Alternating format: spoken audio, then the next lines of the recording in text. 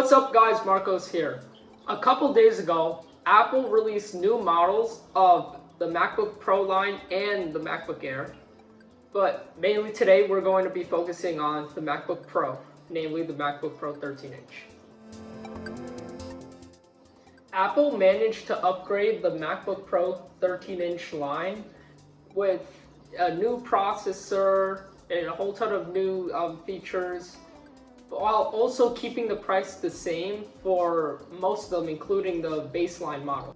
The new MacBook Pro 13 base model now includes a touch bar, which you would only find on a $1,800 MacBook Pro from the previous generation. And it also includes now a quad-core processor, which is much faster than the dual-core processors that were only found in last year's models. To be more specific for the CPU, that the new MacBook Pro 13-inch base model has an Intel Core i5 with a 1.4 gigahertz clock speed, while the last MacBook Pro 13-inch base model has a 2.3 gigahertz clock speed Intel Core i5. But the new model has a quad core versus the old model has a dual core. So since you have basically double the cores, even though the clock speed is slower, it still ends up being faster than last year's. Besides the new processors on the MacBook Pro 13 plus a touch bar on the base models now, you also get Apple's T2 chip, which deals with security on the MacBooks. For example, when you close the lid, it turns off all mics so the computer can't pick up anything that's happening around, like in your house or whatever, when it's off. And it also has new Intel Iris Graphics 645. So that's an upgrade over last year's Intel Iris 640. Along with the new specs for the MacBook Pro 13, they also have the new keyboard that was first seen in last year's higher up MacBook Pro 13 and MacBook Pro 15-inch models in the base models. And it's supposed to be like upgraded, and it's supposed to not have as many problems as the last couple years butterfly keyboards. But we'll see.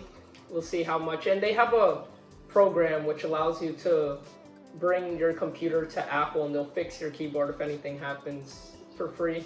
So that's always good.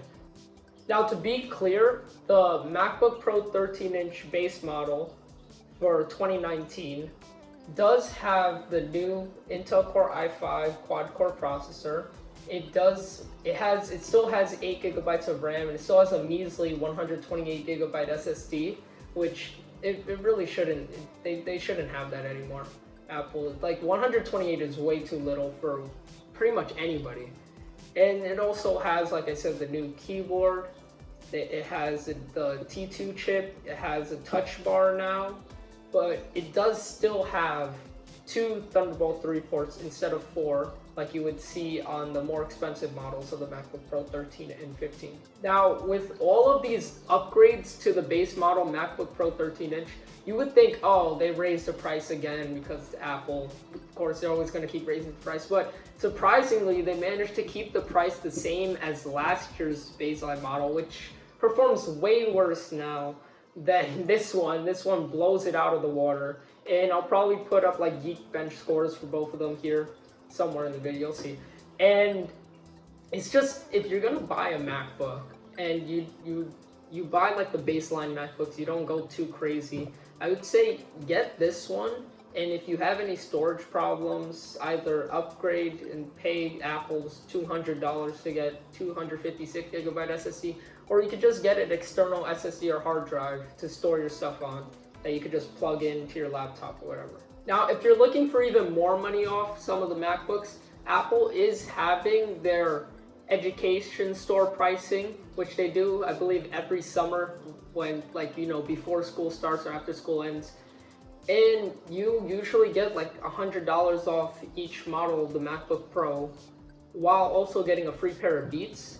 I know in the UK, you have to like sign in with your college like ID or whatever, but over here in the US, they do not ask you for anything like related to colleges, any sign-ins or anything. So if you want to save, I guess, $100 there, you could go purchase from their education store while picking up a free pair of either Beats Studio 3s, Solo 3s, or the Beats X, which is really good. Like, they're just giving it to you for free. And I would say if you're doing that and you're obviously not a college or university student, have it shipped to your home instead of picking it up, because there they might ask you like questions, ask for some sort of identification. And if you don't have, they'll charge you the extra for the Beats and the extra $100 for the Mac. A quick two things that I forgot to mention in the video is that the new MacBook Pros, they do have Bluetooth 5.0 now. So that's an upgrade over last year's model, which had 4.2, I think.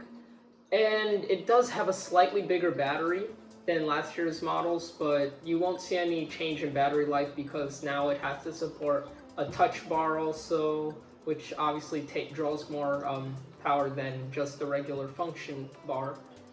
And yeah, and the new like T2 chip and whatever. So you should see around the same battery life, even though you have a slightly bigger battery. Hopefully I covered most of the new spec upgrades to the MacBook Pro 13-inch, the 2019 one. And I think it's a really solid laptop now. I mean, it's still a MacBook. It's not going to be your most powerful laptop. It's not going to be like anywhere close to like Windows laptops of the same price spec-wise. But it's still a MacBook. Apple knows how to optimize their software.